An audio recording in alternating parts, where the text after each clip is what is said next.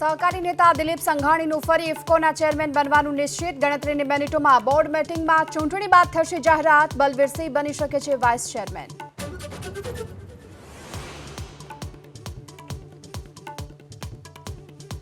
અમદાવાદની સ્કૂલોને મળેલી બોમ્બથી ઉડાવવાની ધમકી મુદ્દે મોટો ખુલાસો. ધમકી ભર્યા મેઇલ પાકિસ્તાનથી કરવામાં આવ્યા હોવાનું ઘટસ્ફોટ.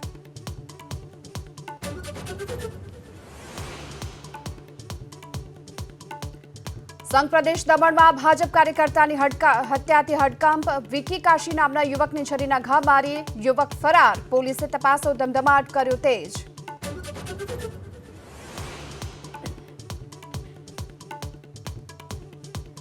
સુરતમાં ઐશ્વર્યા મોલ સહિત કોલસાના વેપારી પર આવકવેરા વિભાગના દરોડાની કાર્યવાહી. સતત બીજા દિવસે પણ યથાવત. મોટા પાયે કાળું નાણું મળવાની શક્યતા.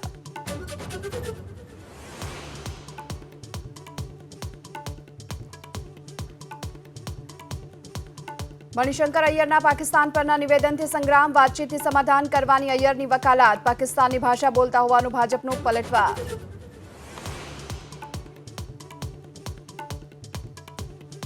આજે અક્ષય તૃતીયા એટલે કે અખાત્રીજ. વણજોયા મુહૂર્તમાં લોકો કરશે સોના ચાંદીની ખરીદી. સાણંદના કાણોટીના ખેડૂત જીતુભા વાઘેલાએ જમીનની પૂજા કરી વાવણીનો કર્યો પ્રારંભ.